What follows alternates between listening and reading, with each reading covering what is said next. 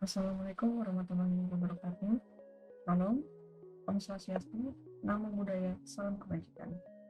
Di video ini, kami membuat video pembelajaran dalam rangka memenuhi ujian akhir praktikum mata kuliah Sistem Operasi. Materi video pembelajaran ini merupakan isi dari modul-modul yang diberikan selama praktikum. Untuk materi yang pertama, ada instalasi Windows dan command prompt. Untuk materi kedua dan ketiga, ada komponen Windows yang dibagi menjadi dua bagian. Untuk materi keempat ada instalasi Ubuntu, materi kelima ada Linux, materi keenam utilitas lanjutan dari Linux, dan yang terakhir ada mencoba distro Linux. Assalamualaikum warahmatullahi wabarakatuh. Perkenalkan, nama saya Jorgi Inzaghi Tanson dengan NIM 2009-106069 dari kelas Informatika B 2020. Dan di sini saya akan membawakan materi yang berjudul instalasi Windows pada VirtualBox. Tanpa basa-basi, kita langsung saja ke materi. Yang pertama, kita pastikan kita telah menginstal VirtualBox-nya. Di sini saya menggunakan Oracle VM VirtualBox. Dan juga pastikan kita telah mendownload ya file ISO Windows-nya. Di sini saya menggunakan Windows 10 All-in-One ya. Dan ya kalau kita nggak download ya kita nggak bisa menjalankan tutorial ini. Nah, ini kan kita sudah install nih VirtualBox-nya. Yang pertama-tama kita akan klik New di sini. Nah, klik New ini kita tuh kayak membuat, kalau di Premiere Pro tuh kita kayak membuat project gitu ya. Nah, di sini ada nama, machine folder, type, dan version. Di sini kita isi nama sembarang aja. Ini saya isi tutorial Windows 10. Untuk mesin foldernya saya gunakan default dari bawaan VirtualBox. Lalu sini ada type-nya nih. Di sini banyak banget. OS-nya ada Windows, Linux, Solaris, dan ya banyak banget ya. Tapi karena tutorialnya adalah Windows, jadi kita pilih Windows. Baru di versionnya di sini juga ada banyak banget ya version Windows. Karena file ISO yang saya download adalah Windows 10 dan juga 64 bit, saya pilih ini. Gak cuma 64 bit sih, sebenarnya bisa juga 32 bit. Cuman saya lebih prefer 64 bit saja. Lalu kita klik next. Nah, di sini kita akan mengisi memory size untuk VirtualBox kita. Di sini kita bebas mengisi berapa, ini banyak banget, bisa sampai segini, tapi usahakan ya, direkomendasikan untuk tidak melewati bar yang warna hijau ini. Karena takutnya nanti nge-lag lah menjalankan VirtualBox-nya. Di sini saya akan gunakan 4 GB ya untuk memory size-nya. Memory size-nya dimaksud di sini adalah RAM dari VirtualBox itu nanti ya. Klik next. Nah, habis itu di sini kita akan membuat hard disk-nya. Di sini kita dikasih pilihan sini tidak membuat virtual hard disk, membuat dan menggunakan yang telah ada. Karena kita baru ya, kita membuat baru ini, jadi kita gunakan yang ini nih, create a virtual hard disk now. Kita create. Nah, habis itu di sini ada tipe dari hard disknya. Di sini ada VDI, VHD, dan VMDK. Nah, karena defaultnya VDI, jadi kita pilih VDI aja. Karena takutnya kalau milih yang lain, takutnya kenapa-kenapa. Jadi next. Nah, selanjutnya di sini adalah ini kayak semacam bukan jenis penyimpanan sih, tapi lebih tepatnya jenis pengambilan size-nya gitu loh. Di sini ada dynamically allocated dan fixed size. Di atas ini ada dijelaskan ya maksudnya apa. Jadi simpelnya itu untuk jadi gini, kalau misal kita nanti kan habis ini kita disuruh memasukkan size untuk hard disknya tadi. Nah, misal kita masukkan 8 GB, tapi instalasi iOS-nya itu memerlukan misal 10 GB. Nah, kalau kita milih dynamically allocated, nanti size yang 8 GB yang kita masukkan itu nanti dia akan bertambah sendiri, bisa jadi 12, 15, atau 20. Nah, kalau fixed size nanti dia akan fix di 8 GB. Jadi kalau misal kita instalasi yang iOS-nya 10 GB tadi, otomatis nggak bisa diinstal. Maka dari itu lebih direkomendasikan kita milih yang dynamically allocated. Klik next. Nah, di sini tadi yang kita maksud yang pemilihan size untuk hard disknya tadi ya. Di sini karena defaultnya 50 GB, jadi saya milih ini. Dan itu juga penyimpanan hard disknya itu ya. Ibaratnya kalau tadi yang saya bilang kayak semacam projectnya gitu. Nah, di sini kita ambil 50 GB. Di sini bisa kita ambil 4 MB sampai 2 TB nih. Tapi penting 50 GB aja lah. Kita create dan udah jadi nih. tutorial Windows 10. Nah, selanjutnya yang kita lakukan adalah klik settings sini. Kita klik, habis itu kita ke storage. Nah, di sini ada jenis tipe controllernya SATA ya. Baru sini ada disk image dan juga hard disknya. Di sini kita centang aja ini solid state drive biar nanti kalau ini kita cek seperti ini. Nanti sistem itu akan membaca kalau virtual disk yang dipakai itu adalah SSD biar cepat aja gitu. Yang selanjutnya kita klik yang ini, yang gambar kaset ini, baru kita klik yang bagian sini, kita choose a disk file. Nah, di sini kan ada nih Windows 10 all-in-one. Nanti kalian itu ya pokoknya carilah file ISO kalian di mana kalian simpan, baru klik open. Dah nih, ini kan udah nih type, image, size-nya, ada juga lokasi. Baru kita klik OK. Udah klik OK, baru kita klik start. Nanti VirtualBox-nya akan muncul sendiri nanti ya di sini ya. Nah, seperti ini. Nah, pertama-tama yang dari sini adalah kita akan disuruh milih startup disk-nya. Jadi kita bisa sebenarnya dari sini ya milihnya tadi. Cuman karena ribet, mending dosa. Lalu selanjutnya di sini kita pilih nih. Yuk, file ISO yang tadi kita pilih. Di sini kan ada ini yang inaccessible ini gitu karena saya sebelumnya udah pernah coba install gitu. Mungkin aja tersave kali ya. Jadi pilih aja nggak ada logo errornya ini. Terus itu kita klik start. Kita pilih, kita klik start. Tapi kenapa tidak mau nih? Ayo. Nah, ini mau nih. Ini dia akan jalankan virtual machine-nya. Nah, ini dia tampilan instalasi Windows-nya. Mantap nggak tuh? Ayo muter-muter. Ini kita ya bukan ujung-ujungnya. Ini kita akan install seperti biasa gitu ya. Ini ada language to install, ini bahasa yang cuma disediakan English US. Baru time and currency kita pilih Indonesia dong. Mana nih? Indonesia di mana? Indonesia. Ayo klik dong. Nah, baru keyboard input keyboardnya ya. Sini kita pilih US, ini ada banyak nih sebenarnya, ini ada Wolof, Vietnam, siapalah nanti ya nggak ngerti nanti jadi nggak usah. Kita pilih US, habis itu kita klik next. Baru kita klik install now. Oke, ini udah mulai ya, starting setupnya. Masih loading. Nah, di sini kita akan milih Windows 10 apa yang ingin kita install nih. Di sini kan tadi all-in-one ya, karena saya ambil all-in-one. Jadi dia ada semua versi Windows 10 mulai dari Home, Pro hingga Enterprise. Dan di sini juga ini kalau bingung ini kok ada KMS, ini OEM apa itu maksudnya? Itu tuh maksudnya itu adalah aktivasinya. Kalau misal kita pilih yang ini nih, itu nanti kan muncul tuh nanti tuh yang activate Windows tuh ya bikin malu lah. Jadi jelek. Mending kita ambil yang ini KMS ini, activated by KM Spico.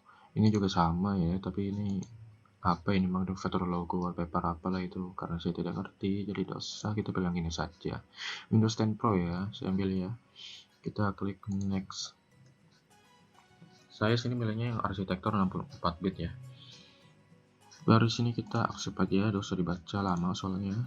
Yang baru sini ada pilihan upgrade atau custom. Kalau misal upgrade, dia akan menginstal Windows dan menyimpan file setting maupun aplikasi yang sudah ada pada Windows sebelumnya atau OS sebelumnya. Tapi karena kita install yang awal-awal banget ya, kita nggak ada install Windows sebelumnya, jadi kita pilih custom. Nah, di sini kita disediakan partisi ya. Di sini ada partisi drive 0 ini dengan total size 50 GB. Di sini kita bisa buat baru ya. Di sini kita klik new. Baru kita bisa milih size ini berapa nih, mau misal 20 GB, 20.000 aja. Apply. To ensure that all Windows work for Windows might create additional partition for system file. Oke. Nah, di sini muncul ini ada sistem reserve-nya itu ya. Di sini kita nggak bisa install apa tuh OS-nya, kita cuma bisa install di partisi yang nggak ada type-nya nih, yang ini. Kalau ini kan ada primary, ini ada sistem nih, ini bisa nih di primary. Jadi lebih baik kita install di yang sini aja. Kita klik next. Nah, di sini dia akan menyiapkan instalasi Windows-nya nih. Ya kayak instalasi Windows seperti biasa lah. Jadi karena ini makan waktu ya, mending kalian duduk santai, minum kopi, minum susu atau apalah, nikmati makanan kalian sambil menunggu instalasi Windows. Dan ya, mending saya skip aja biar cepat. A few moments later. Ini guys, dia sudah masuk nih ke installing fitur dan installing update tadi. Nah, ini dia akan restart. Jadi jangan panik kalau kalian tiba-tiba merasa loh kok terrestart. Ini bisa klik restart now nih sebenarnya, tapi kita akan nunggu aja lah. Ya, VirtualBox-nya dia terrestart ya. Baru di sini ada apa tuh? Ada tulisan tuh. Kita full size aja ya, biar gampang. Harusnya dari awal tadi saya full size ya. Aduh, udah tahu apa guys, terlanjur. Jadi dia akan melanjutkan instalasi ya. Tadi akan dari installing fitur, installing updates, baru sisanya finishing up. Nah, ini kita masuk ke bagian finishing up-nya.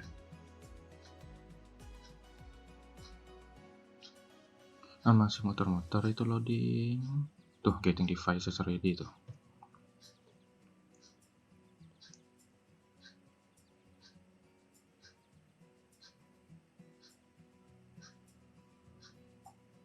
Nanti habis dari sini kayaknya kita akan masuk ke nanti laman apa kayak personalisasi Windows-nya gitu.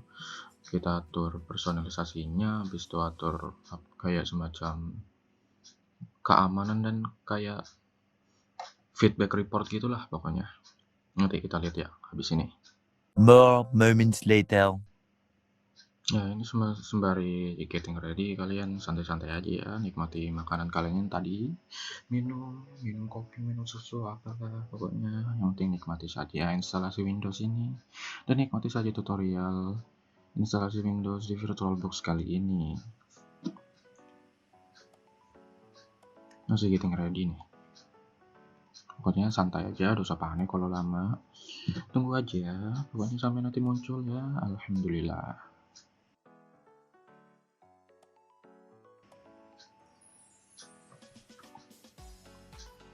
Nah, ini sudah blank nih ya. Dia akan merestart ulang VirtualBox ini persen ini to boot from CD or DVD. Itu bisa diklik aja, itu dibiarkan aja. Nah, dia masuk nih ke setting up tadi tuh, dan personalisasi yang saya bilang sebelumnya tadi.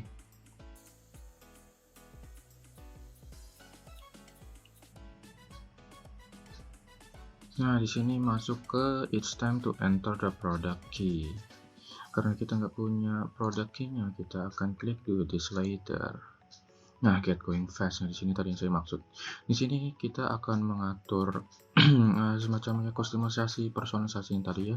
Kayak gini nih, yang include your location story, apalah pokoknya ini personalisasi. Space typing, inking input dan bla bla bla. Kalau mengatur secara manual ya, mau atur custom, klik sini customize settings. Karena kita tidak ingin ribet, jadi kita pilih use express settings saja. Nah, halo, we are setting things up for you. Oke. Apa nih, getting critical updates. Wow, plug in your PC. Nah, nih disuruh plugin tuh. Ya, biasanya kalau memang kayak ngupdate gitu disarankan untuk mencolokkan ya. Tapi di sini karena bisa lihat nih dari logo baterainya nih, tidak saya plugin, jadi ya biarkan aja dulu. Terus tunggu sampai muncul logo baterai baru kita colok. Back in a moment, oke. Nah, just a moment ini sepertinya udah mulai masuk guys. Oke, dia restart lagi ya VirtualBox-nya. Ini dibiarkan aja. Oke, dia udah masuk ke booting awal-awal tuh. Ayo, ngapain lagi nih, ayo. Masih muter-muter seperti biasa. Oke, dia install ini tadi ya. Tadi kan kita milih yang KM Spico ya, biar nanti lisensinya muncul lah. Masa iya ada tulisan Activate Windows di pojok kanan bawah tuh, nggak seru. Ini KM Spico bajakan ya, jangan ditiru ya. Kalau bisa beli yang ori lah, ori lebih the best.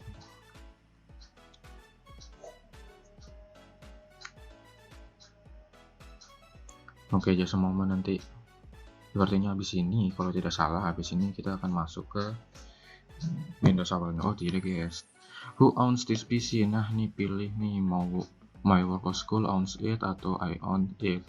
Yang biasanya kalian pilih yang My Worker School owns it itu ya kayak ini, kayaknya lebih ke Windows 10 Enterprise sih.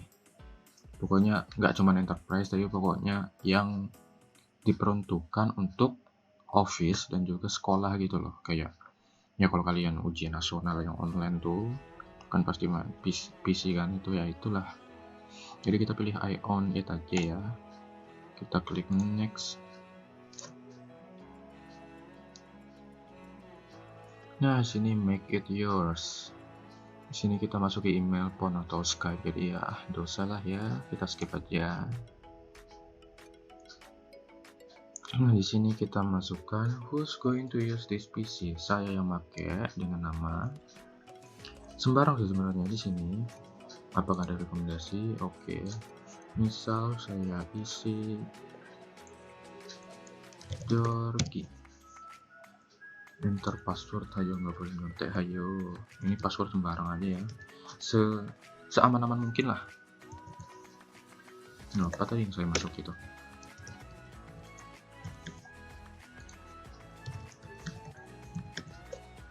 Oke, password hint. Apa nih password hint nih? A hint is required. Make sure it helps you remember your password. Password hint. Oh alah. Oke. Jadi hint untuk passwordnya ini ya. Misal tadi kalau misal lupa, oh hintnya apa? Misal kayak password, misal pilih buaya XD. Hintnya hewan amfibi. Ya gitulah. Di sini tadi saya masukkan huruf angka. Dah gitu aja. Klik next. Nah ini dia udah masuk ke loading screen Windows 10. Hai ya, halo.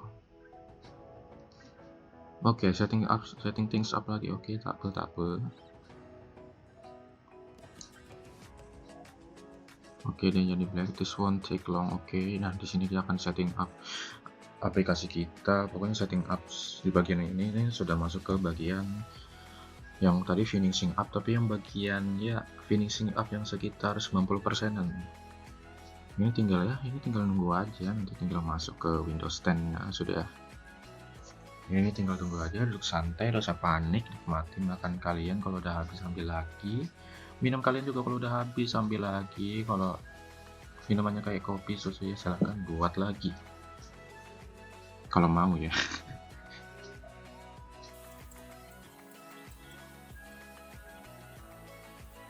Nah ini dia udah masuk ke taking care of a few things. Ini dia kayak set nyeting hal-hal kecil lah, pokoknya kayak apa ya, kurang tahu juga saya ya. Pokoknya dia kayak ngatur-ngatur things yang ya gitulah pokoknya. Ya udah jadi jelas lah, makin abu-abu.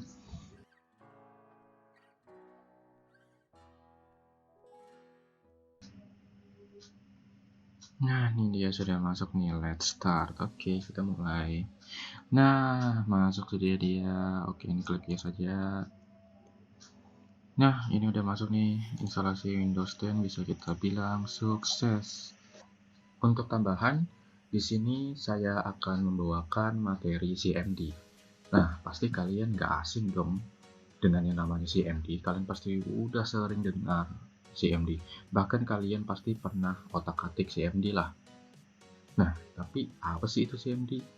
Nah CMD itu adalah sebuah CLI, yakni Command Line Interface atau antarmuka command line bawaan dari Windows itu sendiri, yang dapat kita gunakan untuk mengoperasikan komputer serta mengkonfigurasi atau menyeting atau menyetel komputer kita. Nah, CMD ini ternyata dia itu serupa dengan terminal yang terdapat pada Linux dan macOS. Nah, dengan CMD ini, user itu mampu untuk mengakses fungsi-fungsi komputer yang lebih dalam jika dibandingkan hanya sekedar menggunakan GUI ya, atau Graphical User Interface. Nah, di CMD ini ternyata banyak konfigurasi atau setting yang tersimpan yang hanya bisa diakses melalui CMD. Nah, kali ini saya akan mempraktikkan itu. Tapi, saya tidak akan mempraktikkan semua komen yang ada pada CMD. Itu akan memakan banyak waktu. Kalian bisa cari sendirilah di internet, banyak banget itu perintah-perintah command prompt atau CMD yang bisa kalian praktikkan. Tapi kali ini saya akan mempraktikkan beberapa saja, yakni ada task list, task kill dir, cd, mkdir, hingga fc. Nah, untuk penjelasan lebih lanjutnya nanti akan saya jelaskan. Tanpa basa-basi, kita akan langsung ke materi. Pertama-tama kita akan membuka CMD-nya. Kalau nggak dibuka, nggak bisa dipraktekkan. Nah, kalian bisa run as administrator di sini, bisa juga langsung. Tapi lebih baik kita langsung karena kita hanya sebatas otak-atik biasa lah, nggak otak-atik yang lebih dalam gitu. Kita buka nih. Nah, gini dia tampilan dari command prompt atau CMD yang kita tahu lah. Pertama-tama akan saya coba adalah task list.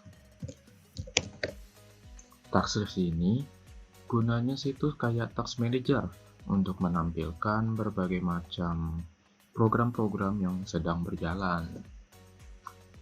Caranya adalah tinggal ketik task list, habis itu pencet enter. Di sini juga kita bisa pakai ini slash tanda tanya. Itu fungsinya kalau di terminal Linux itu kayak help. Jadi kita bisa melihat apa aja sih di task list yang bisa kita pakai.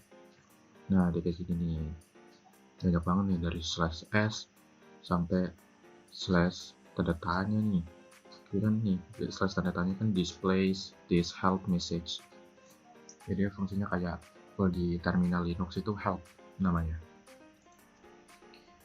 Nah, kita akan praktekkan nih task list. Kita mencet enter. Nah nih, kan fungsinya lihat nih. Dia menampilkan dari image name-nya, habis itu PID-nya, session name-nya, session hingga memory usage-nya. Di sini kita bisa lihatnya ada banyak banget program yang berjalan. Nggak banyak banget sih, tapi bisa dibilang banyak juga sih. Nggak cuma program loh. Di sana ada service juga, ada konsol juga. Konsol ini dia program ya. Nah, selanjutnya adalah task kill. Fungsinya adalah untuk mematikan program yang sedang berjalan. Misal nih, kita jalankan program Notepad. Nah, Notepad udah jalan tuh, baru kita coba lihat nih apakah dia udah masuk nih. Task list. Nah, ini dia paling bawah nih, nggak paling bawah banget sih. Notepad.exe namanya, bersession name konsol dengan PID sekian-sekian. Nah, kita bisa nih matikan ini, gunakan task kill. Di sini kita help dulu ya, biar bisa lihat nih apa yang bisa dipakai. Nah, di sini kita bisa mematikan ini berdasarkan image name-nya, bisa pakai PID-nya juga. Nah, karena lebih gampang kita pakai image name-nya aja, karena kita tinggal ngetik nama programnya, tinggal notepad.exe gitu aja. Ini ada contohnya nih, task kill im notepad.exe. Ini ada contohnya berjalan nih notepadnya. Kita task kill notepad.exe, klik N. Oh iya, jangan lupa tadi kita pakai image name ya, image name notepad.exe, enter. Tuh hilang deh tuh, udah fix, dia udah dimatikan. Lanjut, selanjutnya adalah nih dir. Dir itu adalah singkatan dari directory. Directory itu maksudnya folder. Contohnya itu kayak gini nih. Ini ada users, Jorgi. Nah, users itu directory, Jorgi itu juga directory di sini. Di sini kita bisa pakai fungsi help ya untuk menampilkan apa aja sih directory yang bisa dipakai di metode yang bisa dipakai di dir. Nah, caranya adalah simple, kita tinggal dir untuk tampilkan apa aja sih folder yang terdapat pada folder Georgie. Nggak cuman folder sebenarnya, kita bisa juga melihat apa sih apakah di dalam situ ada file gitu. Kalau file nanti dia beda sendiri. Yes, gitu aja untuk dir ya. Selanjutnya adalah cd. cd itu singkatan dari change directory.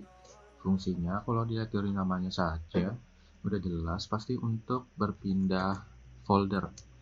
Misal nih, sini kan ada nih dir, kita pengen pindah ke documents. Nah, tinggal cd documents. Kita nggak perlu ngetik dari misal kayak cd c users Georgie, habis itu documents, nggak perlu karena kita udah masuk di Georgie. Jadi kita tinggal masuk ke dokumen, enter. Nah, lo kenapa mau di enter, kita hapus deh. Nah, dan udah masuk users Georgie documents gitu untuk ya penggunaan komen cd. Selanjutnya ada apa nih, mkdir sama rmdir tuh. mkdir ini fungsinya untuk membuat file, karena dari namanya sendiri kan make directory, untuk membuat file, membuat folder. Ini kita lihat nih helpnya, ini ada banyak yang bisa dipakai, ada slash a b c d ya, gitulah cara makanya. Cara membuat foldernya mkdir, habis itu kita pakai tanda petik 2 baru nama foldernya, misal folder baru, set enter, baru kita buktikan dir. Nah tuh ada tuh folder baru. Nah ini contohnya untuk yang tadi yang saya bilang, kalau dir itu juga bisa menampilkan bukan isi file sih, menampilkan kalau di dalam situ ada file juga nih, ori.txt. 17 ini maksudnya nanti saya jelaskan. Selanjutnya adalah rmdir. rmdir fungsinya untuk menghapus. Misal nih kita membuat folder baru aja lagi, karena folder baru nanti saya ingin pakai mkdir misal folder, lupa tanda petik, folder hapus. Udah, setelah kita dir lagi, kita lihat ada folder hapus, baru kita rmdir. Jangan lupa nih kalau mau lihat nih apa aja metode yang bisa dipakai. Cara hapusnya kita gini, rmdir, ini kursor ganggu, rmdir habis itu nama foldernya, misal folder hapus, klik enter, habis itu kita dir atau terhapus, udah terhapus, gak ada situ folder hapus. Selanjutnya adalah perintah copy dan move. Kopi di sini udah jelas ada namanya, bukan minuman tapi untuk menyalin. Nah, kita coba slash tanda tanya untuk lihat metode apa aja yang bisa dipakai dari komen copy. Nah, cara yang saya praktekkan adalah copy, habis itu nama filenya, misal tadi kan kita coba dir dulu, dir. Nah, di sini kan ada nih ori.txt. Saya ingin copy itu, pertama copy, habis itu nama filenya ori.txt, habis itu kita tanda petik kita mau pindahkan kemana nih, misal saya ingin pindahkan ke folder baru. Nah, kalau untuk alamatnya kita harus ngetik dari C. Terus simpelnya kalian tinggal copy aja seperti yang saya lakukan tadi. Documents, habis itu kita ke folder baru. Nah, ini dia akan di copy kemana gitu loh. Jadi copy, habis itu nama filenya, habis itu kalian mau copy ini ke directory mana. Klik enter, belum bisa, enter. One files copy. Kita coba masuk ke folder baru atau sudah terbukti folder baru. Habis itu dir. Nah, tuh ada nih Kalau mau yang yakin kita bisa lihat manual nih. Dari GUI itu ada foldernya, documents, folder baru, ini ada nih Ori. Nah selanjutnya kita pingin move nih, kita buat manual ya di GUI. Misal kita buat nama teksnya adalah pindahkan, harus kita close itu, baru kita balik ke documents ya. Nah kalau balik ke documents, kalau mau balik kita harus ngetik ulang mulai dari C gitu loh. Oke, copy biar simpel, kita tinggal copy gitu aja, cd c user Georgie documents, karena kalau cuma cd documents dia nggak bisa, kayak error gitu. Nah dia udah kembali ke documents. Selanjutnya kita coba dir, kita masukkan kalau ada. Oke, ada nih pindahkan.txt dengan 0 byte. Habis itu kita ingin memindahkan dia, caranya sama kayak copy, cuman bedanya di kata komennya doang. Jadi move nama file pindahkan.txt, baru kita pingin dia kemana. Karena saya ingin memindahkan dia ke folder baru, kita coba pindahkan dia ke sana, folder baru, enter, one file move. Oke, itu tandanya satu file sudah dipindahkan. Kita coba ke folder baru, cd folder baru, dir. Oke, dia sudah dipindahkan. Kita coba pastikan lewat GUI ini. Oh, dia sudah pindahkan nih, udah terpindah dia. Pindahkan, sudah terpindah ke folder baru. Close. Nah, selanjutnya adalah type. Type di sini banyak banget ya, bisa dipakai. Type ini bisa dipakai. Mulai dari ini kita bisa lihat nih. Oh, ternyata dikit sekali. Type drive path file name ya gitu. Ya sini saya ingin praktikkan adalah type null dengan type con serta type juga ya, type biasa. Kalau untuk type null, dia fungsinya itu untuk membuat folder baru dengan 0 byte, 0 byte nya kayak gini. Kita bisa lihat nih, sini kan ada 17, ini 17 byte. Itu artinya di file ori.txt itu ada isinya, sedangkan dipindahkan.txt itu enggak ada isinya. Nah di type null ini kita bisa mereset nih, bisa menghapus semua isi dalam dari file. Misal nih ori.txt deh, kita kan udah masuk di folder baru nih, tinggal type null. Sebelum type null kita coba type dulu ya, kita ingin bandingkan ori.txt, ini caranya. Type, habis itu nama filenya. Nah ini isi dari file ori.txt, ini file teks ori. Nah kita ingin hapus dia nih isinya ya, bukan filenya.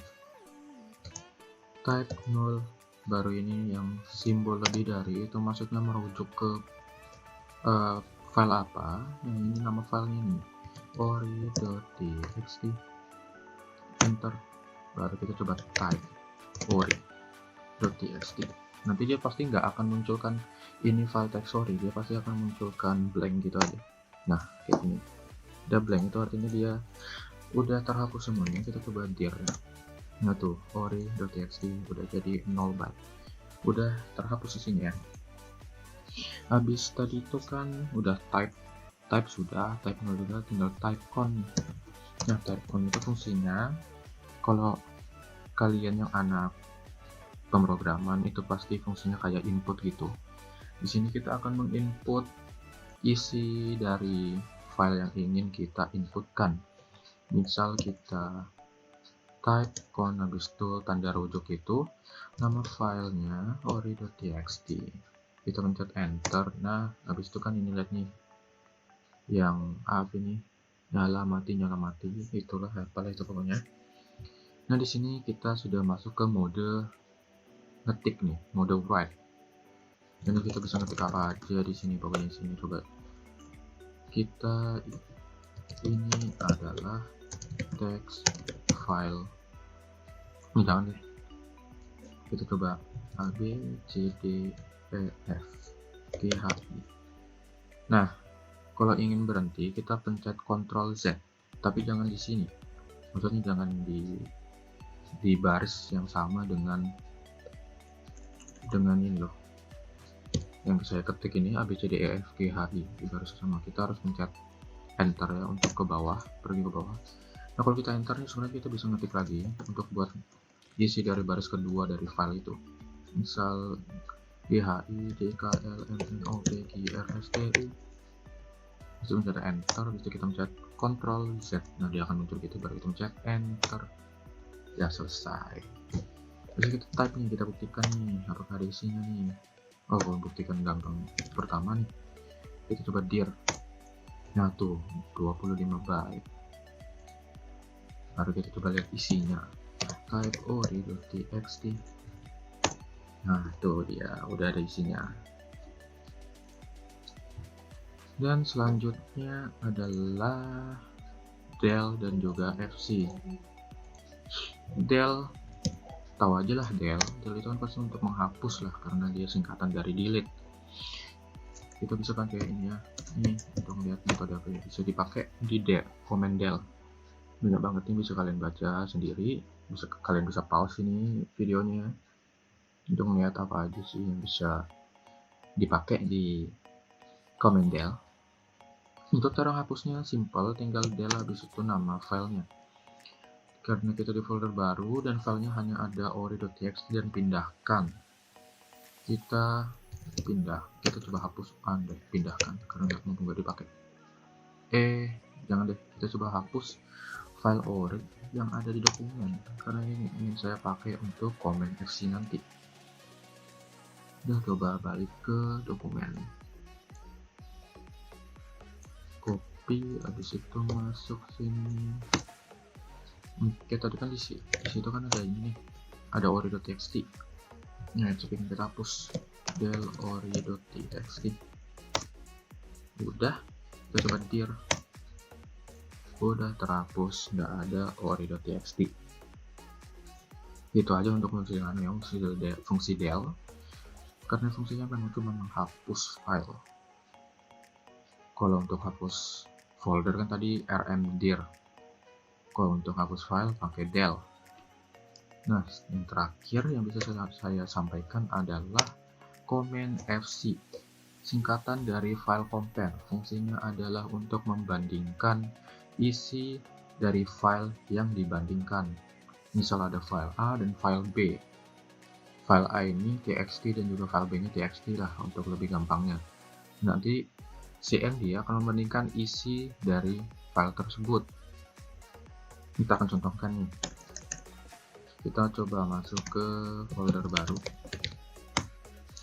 Habis itu karena tadi pindahkan itu 0 ya, nggak ada isinya, jadi kita coba isi. Type con pindahkan.txt. Nah, bisa kita ketik itu, coba ini adalah text file pindahkan. Enter, habis itu kita coba random aja lah, apalah. Ctrl Z, enter. Nah, caranya kita coba gini dulu, biar apa yang bisa dipakai di fc. Nah, ini banyak banget metode yang bisa dipakai di command fc ya. Nah, untuk cara yang saya pakai kan adalah fc. Habis itu nama judulnya kita pakai tanda petik fc ori.txt. Habis itu spasi pindahkan.txt, enter. Nah, nih comparing file yang pertama yaitu ori.txt dan pindahkan.txt file kedua. Nih, isi dari ori.txt adalah ini. Untuk isi dari pindahkan.txt adalah ini. Jadi gitu untuk cara pakai command fc atau file compare. Jadi segitu aja yang bisa saya sampaikan ya. Untuk komennya saya hanya menyampaikan ini. Untuk lebih lanjutnya kalian bisa cari di internet, banyak banget itu komen-komen untuk CMD dan lebih detail lagi ya penjelasannya. Ya, jadi gitu aja. Terima kasih. Sekian. Penjelasan berikut adalah mengenai komponen Windows. Software-software yang dibangun ke dalam sistem operasi Windows, khususnya yang berfungsi dalam manajemen, administrasi, dan manage sistem operasi Windows akan saya jelaskan. Komponen Windows yang pertama yaitu Device Cell.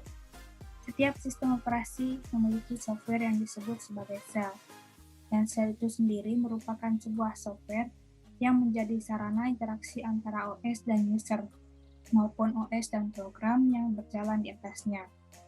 Disebut sel karena pada umumnya software ini menjadi lapisan terluar dari sebuah OS. Software sel berfungsi sebagai penerjemah atau interpreter yang menerjemahkan perintah ke dalam kode biner yang dipahami hardware. Windows sendiri memiliki dua jenis sel, yaitu sel yang berupa GUI dan CLI. GUI sel yang digunakan Windows berbeda-beda tergantung dari versi Windows yang terinstall. Misal pada Windows 10 menggunakan Fluent GUI dan Windows 8 menggunakan Metro GUI. Sel tidak hanya berupa GUI dan kebanyakan sel merupakan interface berupa command line atau CLI. Contoh sel CLI pada Windows ialah command prompt atau CMD dan PowerShell. Dan kedua sel tersebut juga menjadi interface antar program yang berjalan pada Windows. Nah, untuk komponen Windows yang kedua yaitu Disk Management. Sistem operasi Windows juga memiliki utility untuk mengelola drive penyimpanan yang terpasang pada sistem, yaitu Disk Management, berfungsi untuk mengelola perangkat storage, partisi, serta file sistem yang digunakan. Dan berikut saya akan membagi bagaimana cara membagi partisi disk di komputer. Langkah yang pertama yaitu buka dulu File Explorer, kemudian pilih disk PC, klik kanan mouse dan pilih Manage. Kemudian langkah selanjutnya adalah pilih Disk Management. Kemudian pilih disk yang ingin Anda shrink, dan klik kanan, kemudian pilih Shrink Volume. Nah, di sini kita diminta untuk menentukan besar ruang disk baru sesuai keinginan. Karena di sini sudah sesuai keinginan saya, langsung saja klik Shrink. Kemudian pilih Uncheck, kemudian klik kanan dan pilih New Simple Volume. Kemudian klik Next. Klik Next lagi dan bisa Next saja. Klik Next. Kemudian di sini klik Finish.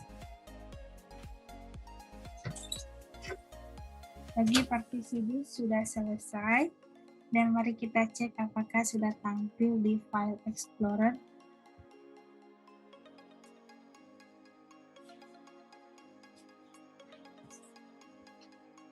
Baik,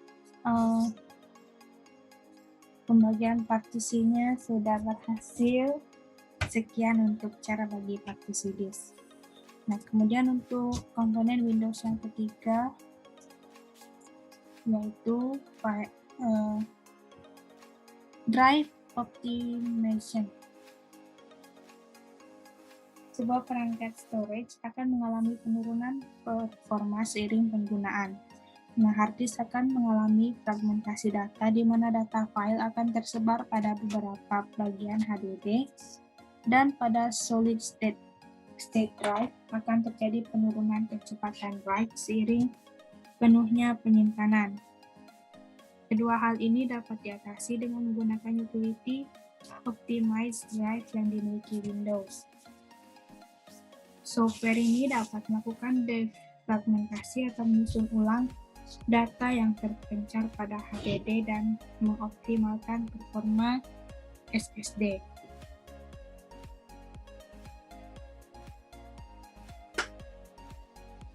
Kemudian komponen Windows yang keempat yaitu File Explorer. Software yang kebanyakan pengguna Windows sudah akrab dalam menggunakannya. File Explorer memiliki fungsi manajemen, directory, dan file pengguna. Kita lanjut untuk komponen Windows yang kelima yaitu Task Manager. Suatu sistem operasi akan menjadi landasan di mana program lain akan berjalan. Untuk menjalankan fungsi tersebut, suatu OS harus dapat mengelola sumber daya hardware yang akan digunakan. Kebanyakan OS modern dapat melakukan fungsi ini secara otomatis, namun tetap memberikan kendali pada pengguna secara terbatas. Dengan task management, pengguna dapat mengelola program yang berjalan, menentukan prioritas program, memulai atau menghentikan program, mengelola servis yang berjalan, dan memantau penggunaan hardware.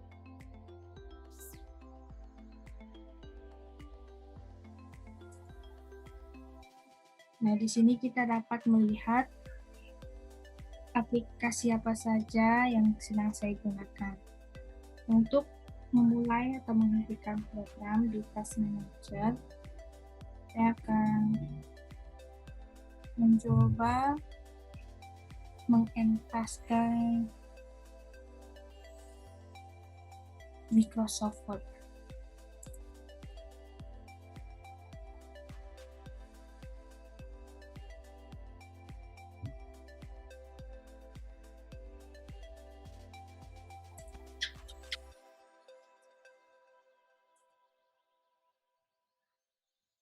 Nah, kemudian untuk komponen Windows yang keenam yaitu Registry Editor. Sistem operasi Windows memiliki banyak pengaturan yang dapat diubah oleh pengguna melalui aplikasi settings maupun kontrol panel. Namun banyak aspek dari Windows yang tidak dapat diatur melalui kedua program di atas. Namun, pengaturan-pengaturan tersebut dapat diakses melalui Registry Editor. Registry adalah parameter yang digunakan Windows sebagai dasar konfigurasi, mulai dari wallpaper, font, kursor, hingga mempercepat shutdown sistem, dan mengatur parameter driver. Registry disimpan dalam directory dalam bentuk key dan dapat diedit dengan program Edit.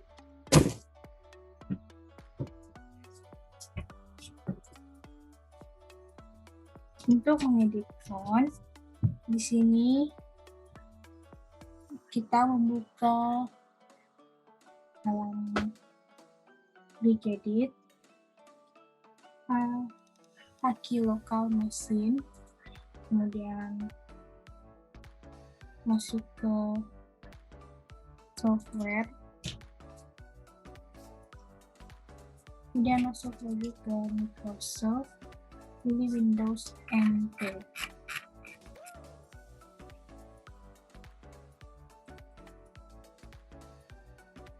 Pilih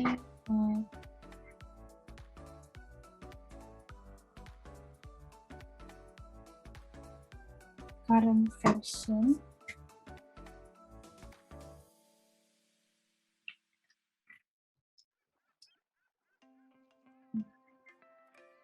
Kemudian pilih font.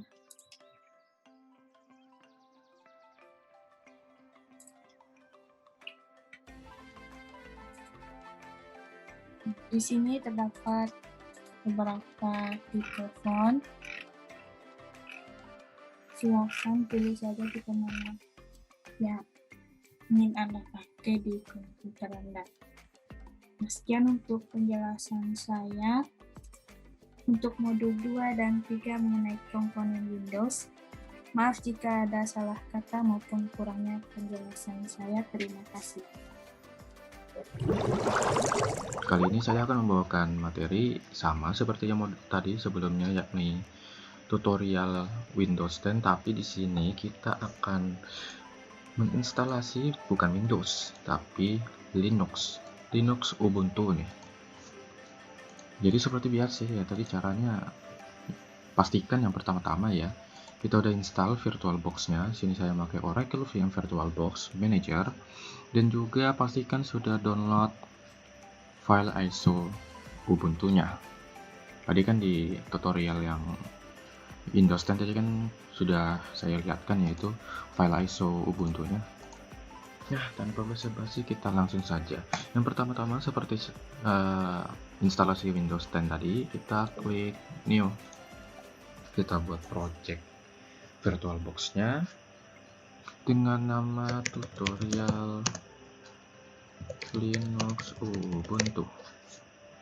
Di sini mesin foldernya kita gunakan default aja ya, bawaan dari VirtualBox. Untuk type-nya pasti kita Linux dong, baru Ubuntu. Di sini banyak nih. Ada Linux, ada Arch Linux, Debian, Fedora, Gentoo, Mandriva, Red Hat, dan segala macamnya.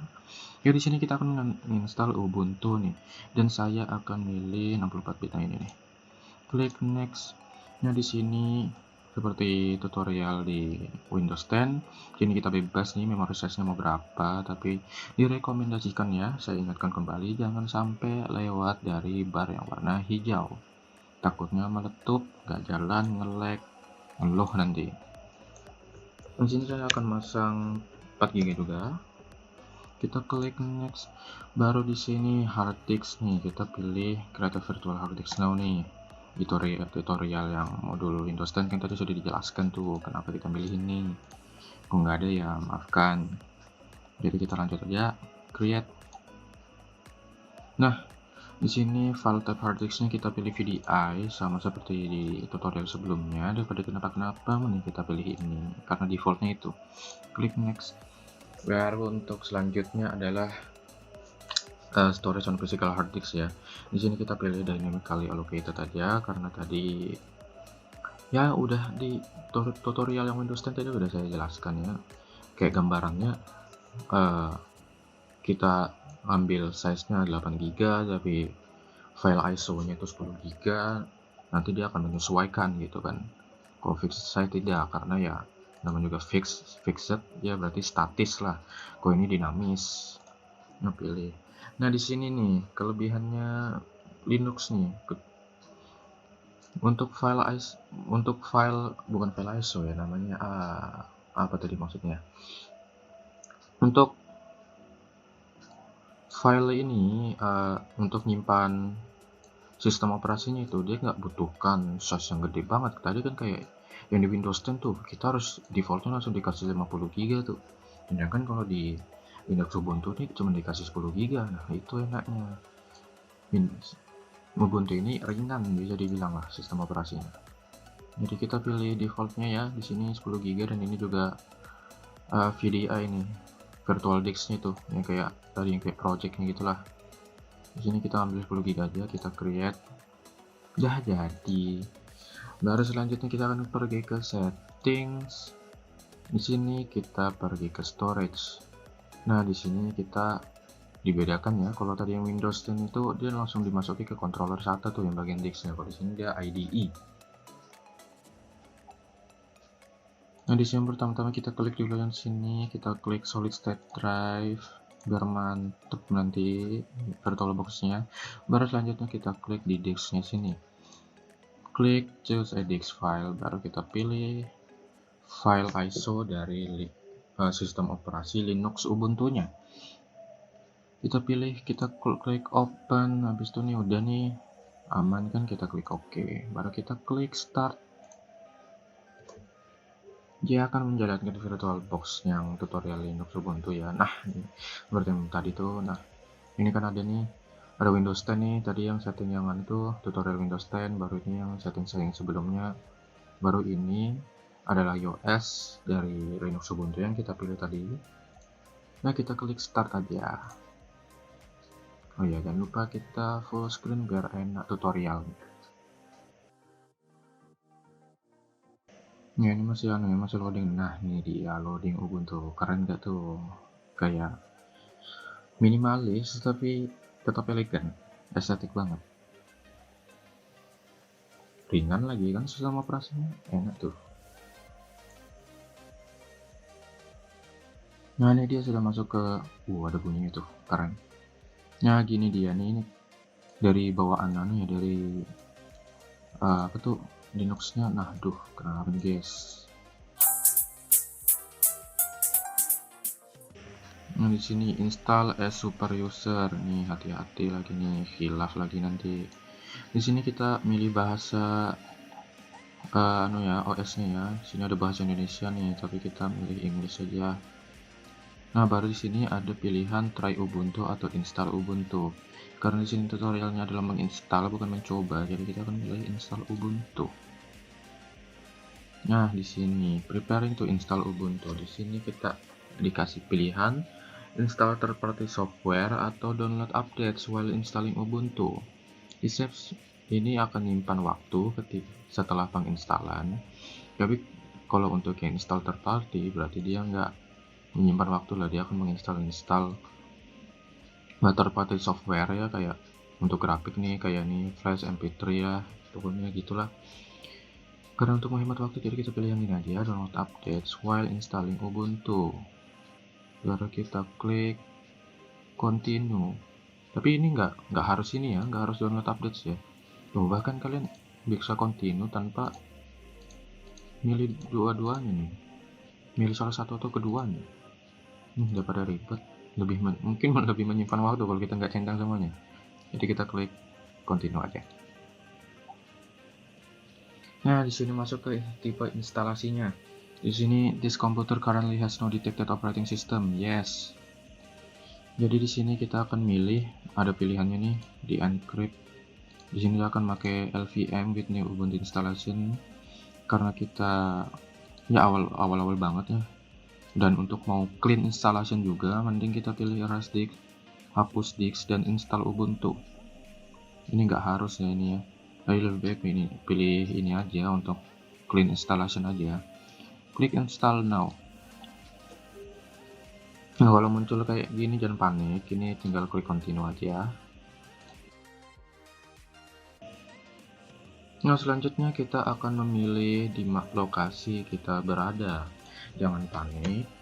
Nggak, kita di sini bukan berarti kita akan diapa-apain sama pihak sana. Sini karena saya daerah Samarinda, kita akan milih kota Samarinda. Nah, kenapa itu di Sulawesi itu? Oke, kita klik continue.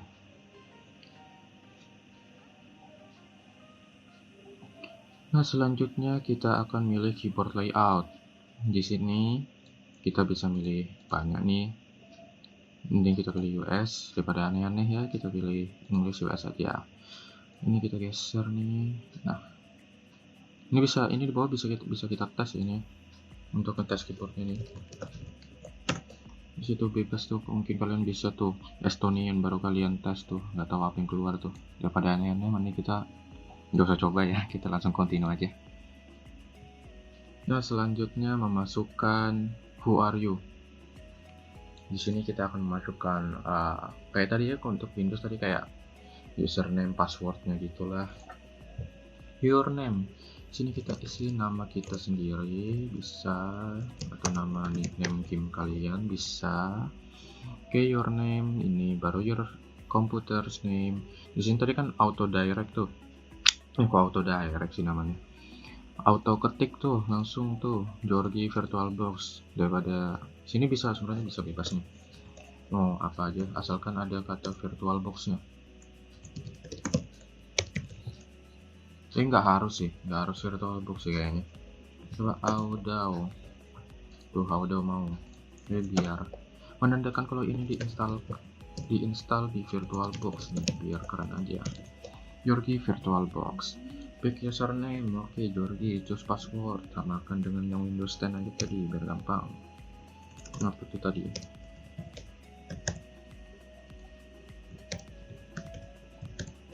Oke, udah sama nih. Di sini kita dikasih pilihan nih. Mau login langsung masuk atau kita pas masuk ke Windows-nya perlu login. Login pakai yang ini tadi nih, username password. Karena biar aman, mending kita require my password to login daripada teman kalian login nanti kan kenapa nih nanti. Mending pilih ini aja. Di sini ada pilihan encrypt my home folder. Itu buat mengenkripsi folder home ya. Kalau mau lebih aman lagi, kalian bisa centang ini. Tapi karena daripada aneh-aneh, ini kita terus kita centang, langsung kita continue saja. Nah, di sini dia sudah masuk ke instalasi iOS Ubuntu-nya. Di sini kalian tidak perlu panik kalau ada apa-apa, nikmati aja, santai-santai, minum lah pokoknya, makan juga, nikmati aja. Di sini saya akan skip. A few moments later. Nah, ini instalasinya sudah masuk sekitar 90%-an nih. Jadi nikmati aja lah pokoknya, nikmati makanan kalian, tunggu instalasi ini selesai. Nah, selanjutnya kita akan diminta untuk merestart nih. Installation is complete, you need to restart the computer. Oke, ini kita klik restart now. Nah, nanti kita tekan enter nih untuk remove file ISO-nya tadi itu. Kalau di VirtualBox itu dia remove itu ya, file ISO-nya itu. Nah, kalau untuk yang kayak install langsung itu, dia nanti kalian pas tekan enter, kalian cabut itu USB kalian lah pokoknya, kayak gitu. Nah, ini kita sudah masuk ke login screen dari Ubuntu. Tadi kita masukkan password kita, baru klik enter. Di sini ada pilihan guest session ya, jadi kita bisa masuk sebagai tamu lah, nggak perlu login, atau mungkin perlu login kali. Nah, kita klik enter dan kita masuk ke Linux Ubuntu kita. Masih loading ya. Nah, ini dia. Jadi gini nih tampilan Linux Ubuntu yang saya install. Jadi gini aja ya tutorial instalasi Linux Ubuntu yang bisa saya sampaikan pada tutorial kali ini. Selanjutnya nanti teman saya udah menjelaskan lah sedikit-sedikit tentang Linux Ubuntu. Jadi sekian, terima kasih semua. Perkenalkan, saya Fawe Samuel Fares. Di sini saya akan mempraktekkan sedikit tentang perintah-perintah dasar di Linux dan juga perintah lanjutannya. Jadi Linux pada dasarnya adalah sebuah kernel, dan kernel itu adalah jantung dari sistem operasi. Fungsinya untuk berinteraksi dengan hardware, manajemen memori, manajemen file, dan sebagainya. Nah, cara kita berkomunikasi dengan kernel itu adalah dengan menggunakan shell. Jadi shell ini adalah command line interpreter. Dia menerjemahkan perintah yang kita ketik atau perintah dari user ke dalam bahasa yang dipahami oleh kernel. Jadi langsung saja kita praktekkan. Kita buka shell melalui terminal. Ini terminal. Sebenarnya ada banyak macam-macam shell, tapi di distro saya ini, distro Zorin OS ini, hanya terminal biasa. Oke, jadi perintah pertama itu pwd. Dia akan menunjukkan lokasi kita saat ini. Jadi lokasi saya mengetikkan perintah ini. Jadi misalnya kita masukkan perintah ls, atau dia menunjukkan list filenya seperti ini. Jadi ada yang biru ini menunjukkan folder atau directory. Jadi ada folder desktop, downloads, music, public, videos, comments, ada file jblist.txt, pictures, templates. Nah, ini adalah file-file yang ada di dalam folder home/berry ini. Jadi kalau misalnya kita buka di file explorer, nah disinilah ini sama lokasinya kan. Jadi disinilah kita berada, disinilah lokasi kita saat ini. Nah, kalau saya ketikkan ls dengan parameter L, dia akan menunjukkan detail lengkap tentang filenya. Jadi kolom pertama ini memperlihatkan izin akses yang diberikan. Huruf D ini menunjukkan directory, maksudnya, atau folder. Jadi desktop ini adalah folder, documents ini adalah folder, dan sini folder. Dan di sini bisa terlihat jblist.txt ini bukan folder, jadi tidak ada D-nya, diganti dengan tanda min. di bawahnya ini adalah folder sisanya. Kemudian RWX yang pertama ini RWX yang pertama ini adalah izin-izin untuk owner filenya. Izinnya seperti read, write, execute, dan sebagainya. Kemudian XRXR atau RWX yang kedua ini yang di tengah ini adalah izin untuk grup. Sedangkan yang terakhir ini untuk universal.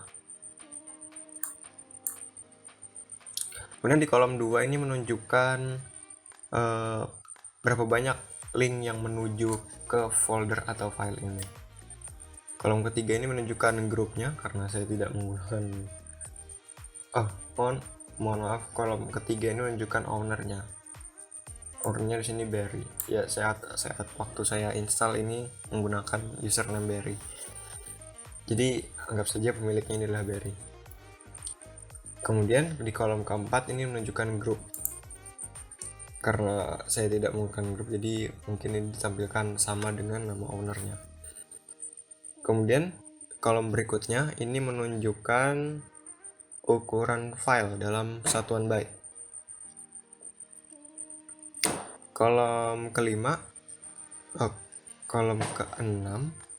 menunjukkan ini dari sini sampai sini, menunjukkan waktu terakhir filenya dimodifikasi. Jadi ini terakhir modifikasi pada April tanggal 11 pukul sekian dan sekian.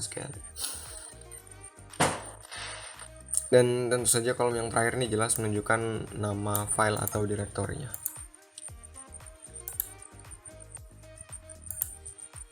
Oke, supaya tampilannya lebih baik. Dan kita coba perintah selanjutnya, yaitu touch. Ini untuk membuat sebuah file. Jadi misalnya touch, kita buat nama filenya adalah sebuah file.txt. Nah, ini sudah terlihat di file manager kita. Ini filenya sudah terbuat. Juga kalau misalnya kita masukkan perintah yang sebelumnya tadi atau menampilkan seluruh file dan foldernya, ini kita dapati. Sekarang kita punya sebuah file.txt. Berbeda dengan yang sebelumnya karena kita belum buat sebelumnya. Oke. Selanjutnya ada perintah echo. Jadi echo ini dia akan memasukkan string ke dalam, bisa juga dibilang masukkan teks ke dalam file tersebut. Jadi cara penulisannya seperti ini. Misalnya saya memasukkan teks halo dunia. Ini saya memasukkan ke dalam file yang baru saja kita buat tadi. Jadi ketikkan file yang baru dibuat tadi, namanya sebuah file.txt. Nah, untuk melihat isi dari file teks tersebut, kita bisa menggunakan perintah cat. Kemudian diikuti nama filenya, yaitu sebuah file.txt. Nah, ini terlihat outputnya, yaitu isi dari file teks tersebut. Kalau kita lihat langsung, kita buka lewat text editornya, ya maka sama. Ini yang sudah kita isikan tadi. Lanjut, ada juga perintah namanya wc. Ini akan menampilkan jumlah line, kata dan karakternya dalam file teks tersebut. Jadi misalnya kita wc kemudian diikuti nama filenya, tadi sebuah file.txt, keluar beberapa angka-angka ini. Jadi yang pertama ini adalah jumlah line atau jumlah baris pada file ini. Ya, karena cuma satu baris ini, jadi itu cuma satu. Kemudian yang kolom kedua ini, angka 2 ini menunjukkan jumlah kata yang terdapat di teks tersebut. Ya, bisa kelihatan halo dunia itu merupakan 2 kata. Dan 11 ini adalah jumlah karakter. Jadi seluruh karakter halo dunia ini termasuk spasinya adalah 11. Selanjutnya ada juga perintah cp atau copy. Jadi misalnya kita mau copy file ini, file baru kita, sebuah file ini, kita copy ke dalam folder downloads misalnya. Jadi kita tuliskan dulu sebuah file.txt, kemudian dimana kita mau memindahkannya. Saya mau memindahkan ke downloads. Nah, jadi misalnya kita masuk ke folder download, ini juga perintah baru namanya cd atau change directory. Jadi maksudnya kita bisa berpindah lokasi saat ini. Jadi jika saya mau masuk ke folder downloads, cukup ketikkan cd spasi downloads. Nah, jadi sekarang kita ada di folder downloads. Bisa terlihat nih perbedaannya. Jadi kalau misalnya kita tampilkan lagi apa saja yang ada di dalam folder tersebut dengan perintah ls, ya maka inilah yang muncul, hanya satu file yang ada di folder downloads ini. Untuk perbandingan bisa kita buka langsung downloads, dan ya cuma ada satu file ini, yaitu sebuah file yang baru kita copy tadi, baru kita salin. Selanjutnya ada move, yaitu mv atau ini juga memindahkan filenya. Jadi kita sekarang kan ada di folder downloads. Saya mau memindahkan sebuah file ini ke folder documents. Folder ini documents. Jadi misalnya sebuah file.txt. Di sini saya tidak bisa langsung menuliskan dokumen seperti ini, karena di dalam folder download tidak ada yang namanya folder dokumen. Jadi untuk masukkannya harus menggunakan jalur yang lengkap. Jadi kita mulai /home /berry dan /dokumen seperti ini. Nah, jadi sekarang kalau kita cek filenya ada atau tidak, ya filenya sudah hilang karena sudah kita pindahkan ke folder dokumen. Jadi bagaimana kalau kita mau masuk ke folder dokumen? Cukup ketik lagi cd, kemudian titik-titik. Ini dia akan kembali ke folder parentnya atau folder di atasnya. Nah, di sini sekarang kita bisa mengakses folder documentsnya. Di documents. Kalau kita ls, kalau kita masukkan perintah ls lagi, maka muncul dua file di sini, list of jamesmovie.txt dan sebuah file txt.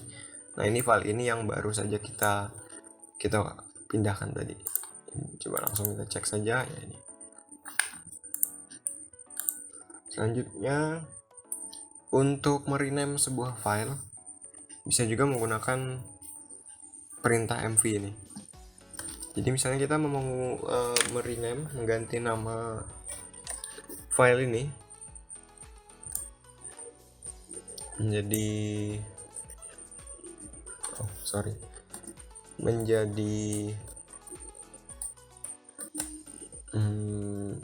file baru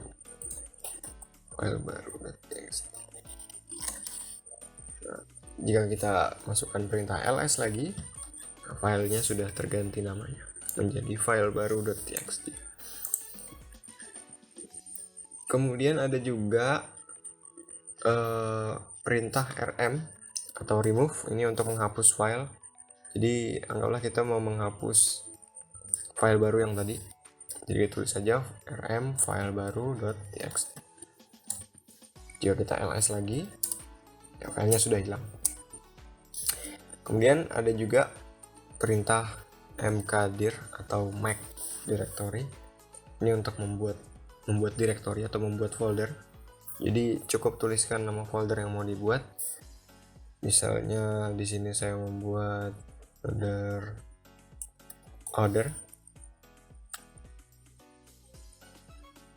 Tekan enter. Dan jika kita cek lagi isinya, maka di sini sudah muncul folder baru kita, namanya order. Nih. Nah, untuk menghapusnya itu menggunakan perintah rmdir. Rmdir diikuti nama folder yang ingin dihapus, kemudian enter. Bisa dilihat foldernya sudah hilang, dan jika kita masukkan perintah ls lagi, ya foldernya sudah hilang. Selanjutnya yaitu beberapa perintah-perintah untuk utilitas lanjutannya. Ada perintah namanya date, ini akan menunjukkan waktu saat ini, waktu dan tanggal saat ini. Jadi ini pada saat ini adalah Jumat 14 Mei jam 20.50 waktu Indonesia Tengah 2021. Kemudian ini sudah kita coba tadi. Jika kita memasukkan string, kita memasukkan teks tanggal ini ke dalam sebuah file, maka kita bisa gabungkan perintahnya dengan menggunakan tanda lebih dari ini. Jadi di sini saya ingin memasukkan string tanggal ini ke dalam file teks baru dengan nama tanggal.txt. Nah, ini sudah bisa terlihat file baru sudah terbuat, dan jika kita ingin melihat isinya seperti tadi, cat, kemudian nama filenya, ya bisa terlihat ini adalah string hasil dari perintah date tadi yang kita masukkan ke file teksnya. Kemudian selain itu ada juga cara penggabungan perintah menggunakan simbol pipe seperti ini. Ini di keyboard kalian, ini di atasnya enter. Misalnya ada perintah who, ini untuk menunjukkan siapa yang sedang login saat ini. Ya, ini jelas saja Barry. Dan ini kita bisa gabungkan dengan perintah wc seperti yang sudah dipelajari tadi. Jadi misalnya who, kemudian pipe, kita masukkan wc, dan saya hanya ingin menampilkan jumlah barisnya saja. Lalu masukkan parameter L untuk line. Jika saya enter, akan menunjukkan 1, karena perintah who ini cuma menunjukkan satu baris ini saja. Jadi jika kita gabungkan dengan perintah wc min L, maka hasil yang keluar adalah 1. Selanjutnya ada perintah sort. Ini untuk mengurutkan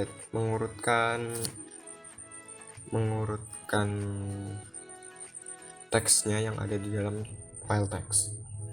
Jadi di sini saya sudah membuatkan sebuah list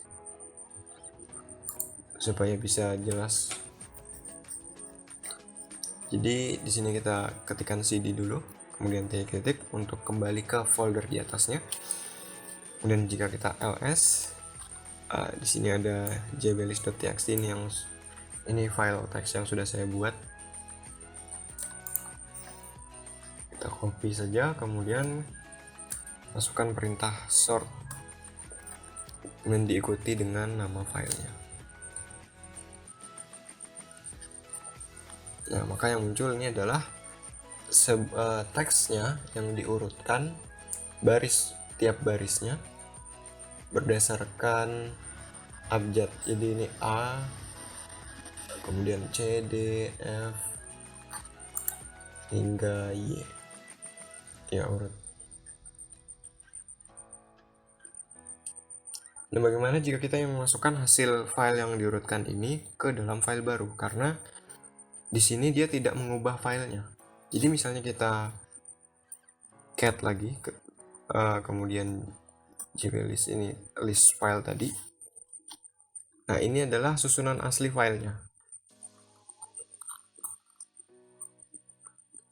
Jadi dengan perintah tadi sebenarnya tidak mengubah susunan asli filenya. Dia hanya menampilkan dalam urutan yang terurut. Nah, bagaimana kita memasukkan file yang terurut, tampilan yang terurut tadi ke dalam file baru?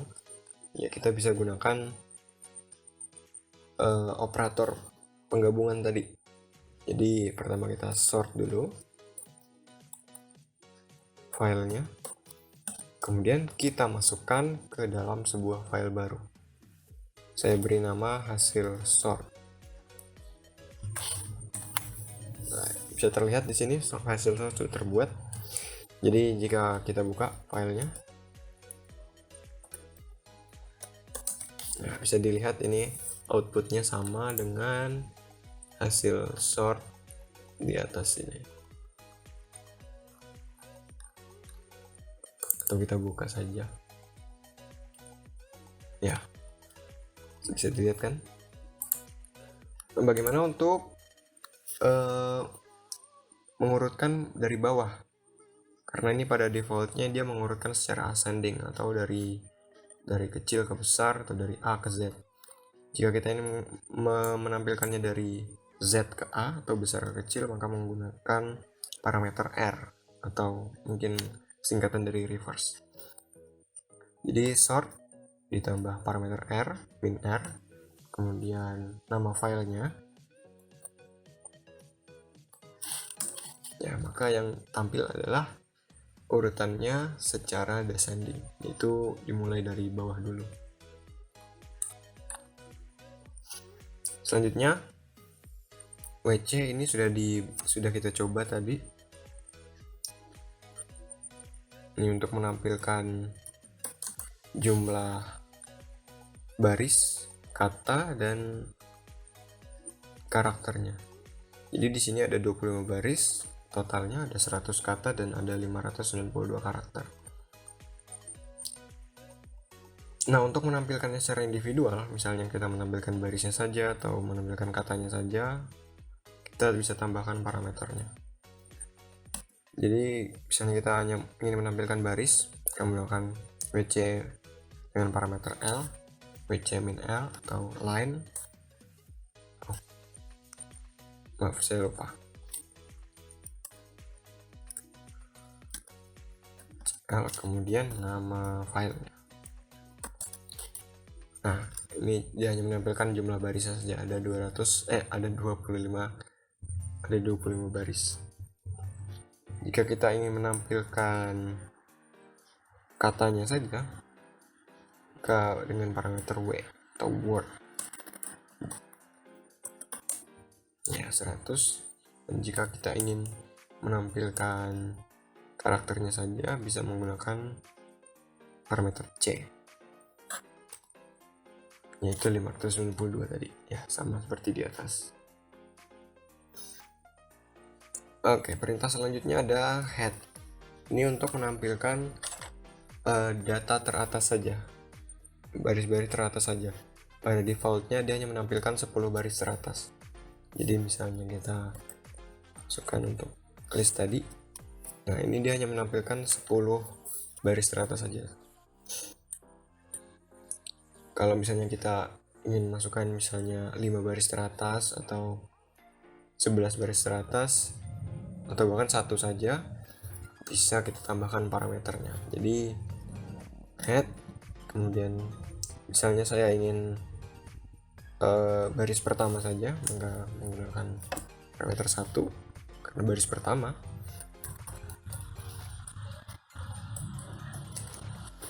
Nah, ini baris pertamanya. Kemudian jika saya ingin menampilkan 5 baris pertama saja, maka masukkan parameter 5. Dan ini saya menggunakan tanda panah atas dan bawah untuk kembali ke command sebelumnya. Ini supaya tidak menuliskan lagi. Jadi saya masukkan 5, maka dia menampilkan 5 baris teratas saja. Begitu juga kalau saya masukkan di sini 11. Maka dia menampilkan 11 baris teratas saja. Dan ini kita bisa gabungkan dengan operator pipe tadi. Misalnya saya ingin mengurutkan dulu filenya,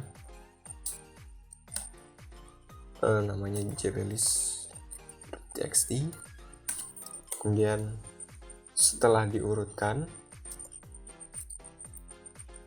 saya ingin menampilkan 7 baris teratas saja. Jadi setelah diurutkan, kemudian ambil 7 baris teratas saja. Add 7. Nah, jadi seperti ini. Seperti di atas tadi yang sudah kita urutkan. 1, 2, 3, 4, 5, 6, 7. Ya, maka hanya ini yang ditampilkan ke layar. Oke, sama kan? Ini juga tidak terbatas hanya 2 perintah saja, bisa 2 atau lebih. Jadi misalnya saya ingin mengurutkannya lagi,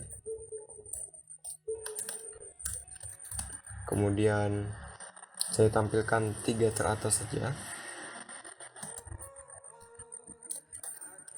kemudian saya ingin menghitung semua jumlah karakternya pada baris 3 teratas tersebut setelah diurutkan menggunakan perintah wc -c. Jadi dia mengurutkan dulu, kemudian menampilkan 3 teratas, kemudian menghitung jumlah karakternya. Ya, totalnya ada 73 karakter. Selanjutnya ada perintah tail. Head tadi itu untuk menampilkan baris-baris teratas. Nah, untuk baris-baris terbawah atau paling bawah kita menggunakan tail. Jadi kita coba pada list tersebut, maka inilah 10 baris yang paling bawah pada file tersebut.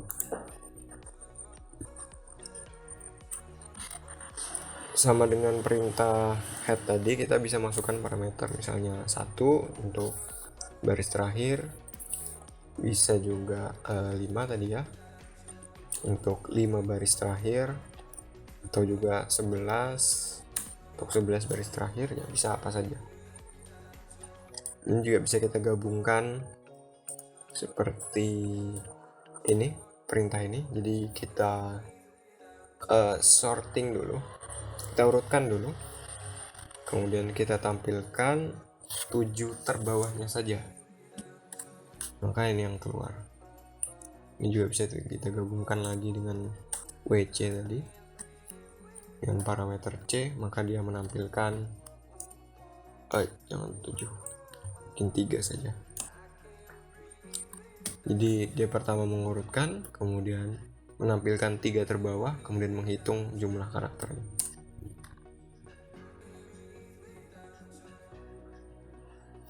Jumlahnya 73.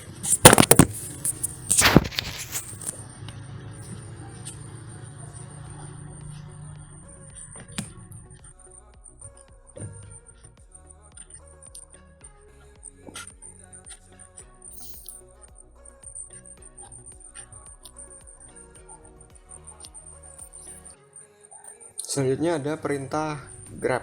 Ini untuk menampilkan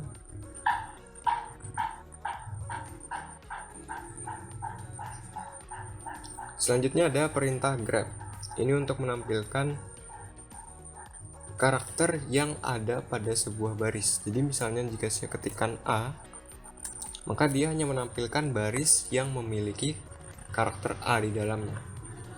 Jadi grab A, kemudian nama filenya.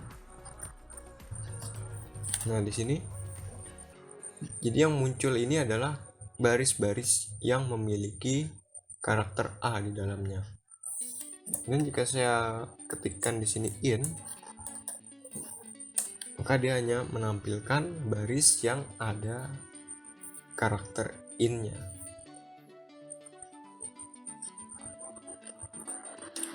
Dan jika kita ketikkan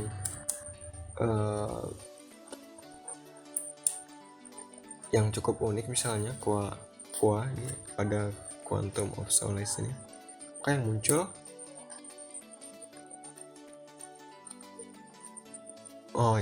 dia tidak muncul ini karena grabnya case sensitive. Jadi harus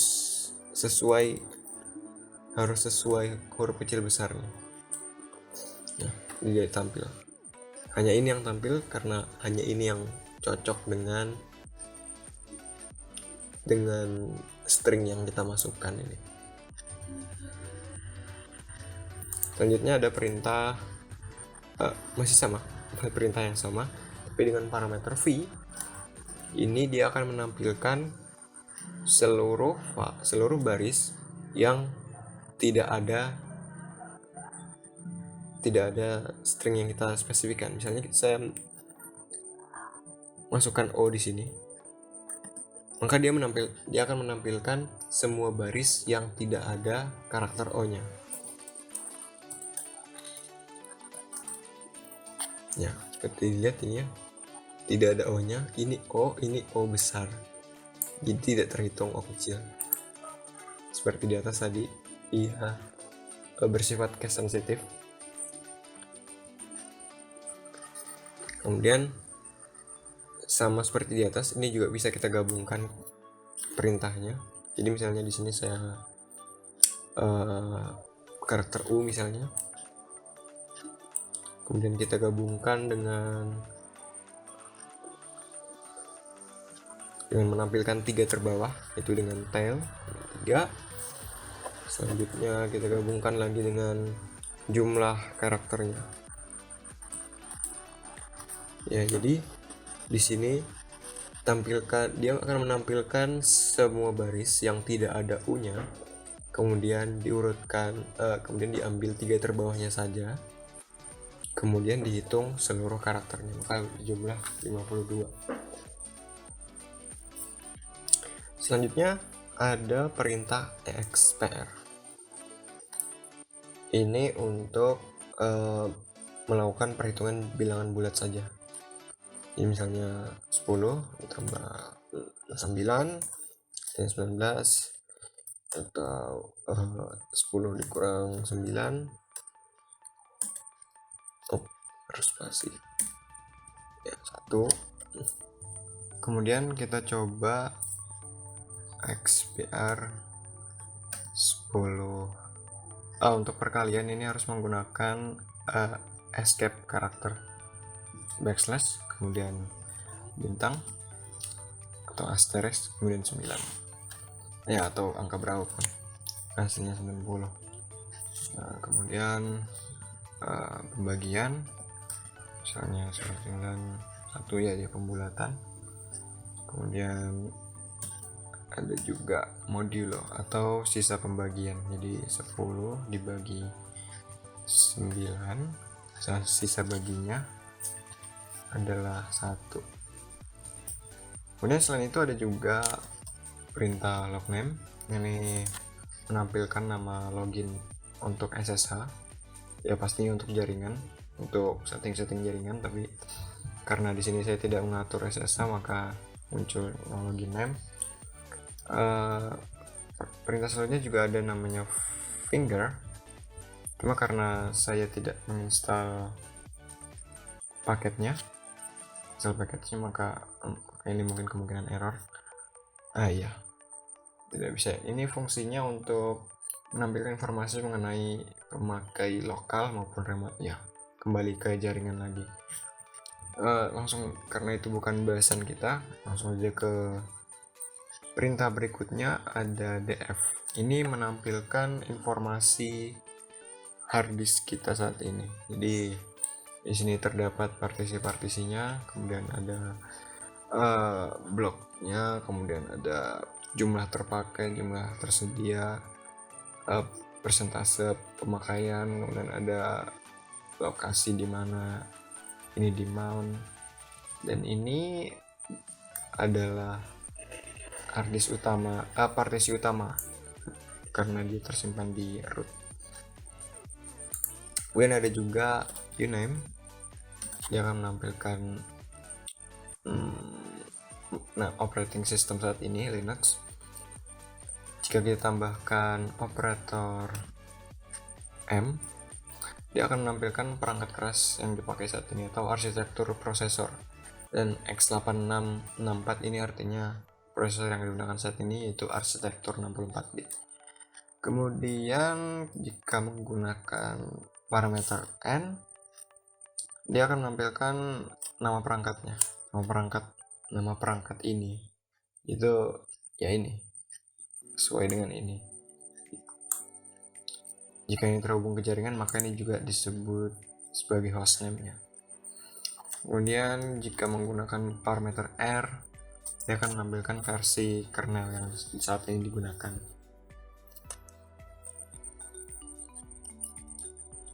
Kemudian jika parameter v, dia akan menampilkan kapan versi yang digunakan ini itu dikompil. Ternyata saat 20 Maret pukul sekian tahun sekian. Jadi ya mungkin itu saja sedikit tentang utilitas di Linux. Itu saja mungkin yang bisa saya sampaikan. Wassalamualaikum warahmatullahi wabarakatuh. Terima kasih. Untuk mode 7 atau mencoba distro Linux, kita menggunakan VirtualBox untuk penginstalannya. Untuk distronya sendiri kita menggunakan Manjaro. File ISO-nya bisa diperoleh di website Manjaro di manjaro.org. Ini dia. Pilih yang try Manjaro. Untuk Manjaro sendiri terdapat 3 versi. Yang pertama XFCE, yang kedua PGI Plasma, dan yang terakhir Genome. Untuk video pembelajaran ini kita gunakan yang versi XFCE. Nah, lalu download. Karena file ISO-nya sudah saya download sebelumnya, kita langsung mulai untuk penginstalannya di VirtualBox. Nah, ini new. Untuk nama dan operating systemnya, untuk namanya kita kasih nama Manjaro. Dan versionnya Arch Linux yang 64 bit, karena basisnya Manjaro adalah Arch Linux. Untuk memori size kita gunakan yang paling besar, yang ada di batas hijau. Terus harddisknya yang virtual harddisk, dan tipenya yang FDI. Storage and physical harddisknya yang dynamically allocated, dan locationnya kita taruh di sini, dan size-nya kita kasih 20 GB.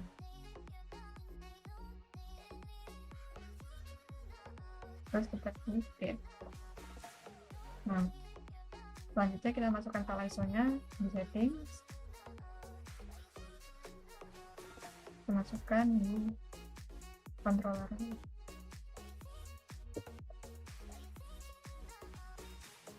Nah, setelah file ISO-nya sudah dimasukkan, selanjutnya kita pilih start.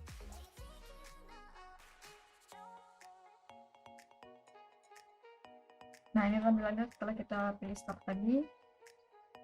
Terus kita boot with open source device, klik enter. Nah, ini penginstalannya sudah dimulai.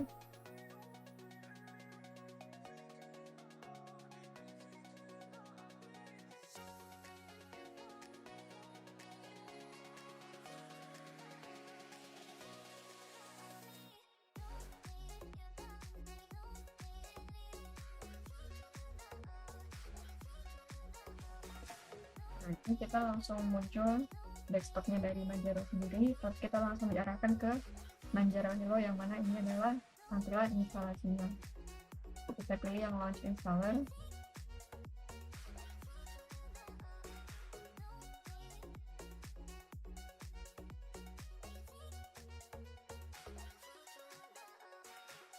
Nah, karena Manjaro-nya sendiri ada bahasa Indonesia, mari kita pilih berikutnya.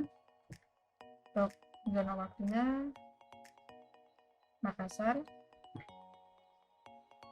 Untuk keyboard, karena untuk yang Indonesia itu otomatis menjadi Arab Melayu. Ini contohnya. Saya gunakan yang bahasa Inggris. Nah. Lalu klik berikutnya. Untuk partisi kita gunakan yang hapus disk karena ini merupakan sistem operasi yang baru diinstal. Untuk nama kita kasih nama user. Untuknya versi.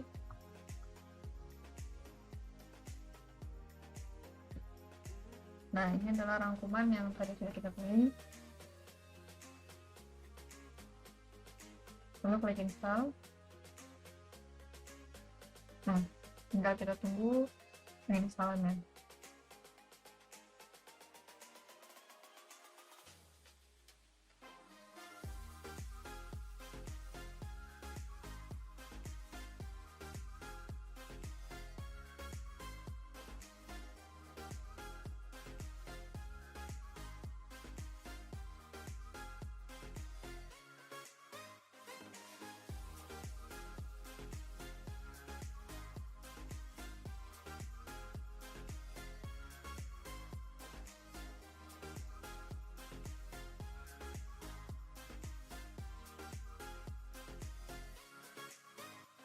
Ini penginstalan Manjaro ini selesai.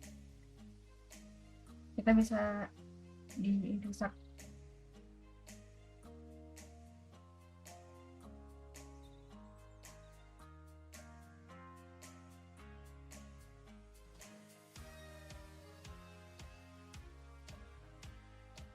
Dari yang open source device,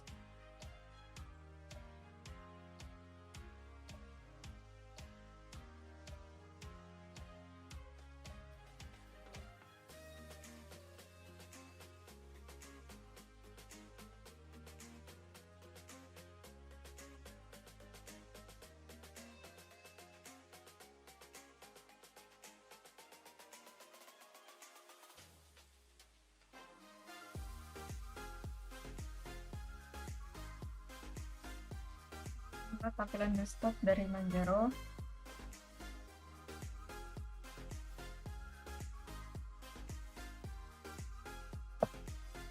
Kita bisa cek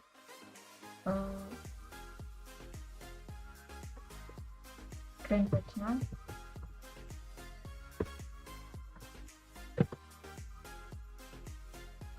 Nah, ini kernelnya arsitektur 86 64 bit versi 5.10 Manjaro. Uptime-nya baru 1 menit karena baru kita reboot tadi. Terus busnya versi 5,14, resolusinya 800x600 dan lain-lainnya. Nah, sekian dari penginstalan install Linux, kurang lebihnya mohon maaf. Assalamualaikum warahmatullahi wabarakatuh. Shalom, Om Swastiastu, Namo Buddhaya, salam kebajikan.